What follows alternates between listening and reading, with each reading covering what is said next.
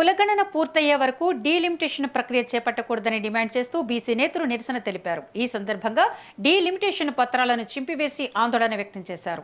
Delimitation వల్ల బీసీలకు ఎలాంటి ప్రయోజనం లేదని బీసీ సంక్షేమ సంఘం జాతీయ అధ్యక్షుడు జాజుల శ్రీనివాస్ గౌడ్ విమర్శించారు. పెంచిన అసెంబ్లీ, పార్లమెంటు స్థానాలు మహిళల పేరుతో మళ్లీ అగ్రకులాలకు దక్కే ప్రమాదం ఉందన్నారు. దేశవ్యాప్తంగా కులగణన పూర్తి చేసి జనాభా ప్రాతిపదికన బీసీ రిజర్వేషన్లు పెంచాలని డిమాండ్ చేశారు. మహిళా రిజర్వేషన్ బిల్లులో బీసీ మహిళలకు ప్రత్యేక సబ్కోటా కల్పించాలని కోరారు.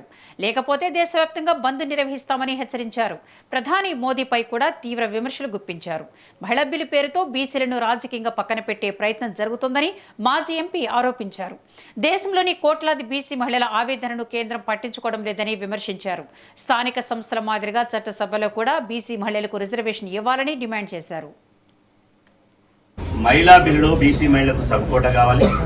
అదేవిధంగా డీలిమిటేషన్ వల్ల బీసీలు రాజకీయంగా నష్టపోతున్నారు కాబట్టి డీలిమిటేషన్ వద్దురా, బీసీ బిల్లు ముద్దురా అనే ఒక ఎజెండా తోటి రెండో రోజు ఇవాళ తెలంగాణ ఆంధ్ర భవన్ లో ఉన్నటువంటి భారత రాజ్యాంగ నిర్మాత డాక్టర్ బిఆర్ అంబేద్కర్ విగ్రహం దగ్గర ఇవాళ మేము ధర్నా చేసి డీలిమిటేషన్ బిల్ ఏదైతే పార్లమెంట్ లో ప్రవేశపెట్టిరో ఆ డీలిమిటేషన్ కు సంబంధించినటువంటి ప్రతులను మేము దగ్ధం చేయడం జరిగింది.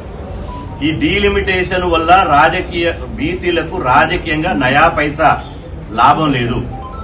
డీలిమిటేషన్ వల్ల అగ్రకులాలకే మళ్లీ రాజకీయ ప్రయోజనం కలుగుతుంది తప్ప బీసీలకు ఒనగూరేది ఏమి లేదు.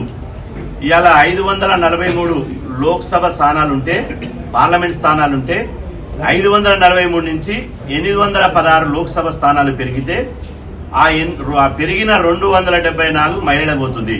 ఆ మహిళల వరకు మళ్లీ అగ్రకుల మహిళలకే పోతున్నది.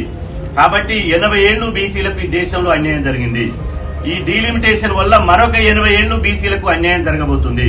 ఆ అన్యాయం జరగొద్దని చెప్పినాం. నిన్న గౌరవ ప్రధానమంత్రి నరేంద్ర మోదీ గారు పార్లమెంట్ లో మాట్లాడుతూ నాది పూచికత్తి ఏ సామాజిక వర్గానికి ఏ రాష్ట్రాలకు అన్యాయం జరగదు నాది అన్నాడు. నేను అంటున్న ప్రధానమంత్రి గారు, ఎవరికి అన్యాయం జరగదని మీరు పార్లమెంట్ సాక్షిగా చెప్పారు కదా, మరి మీరు పరిపాలించబట్టి 11 సంవత్సరాలే. మహిళా బిల్లులో బీసీ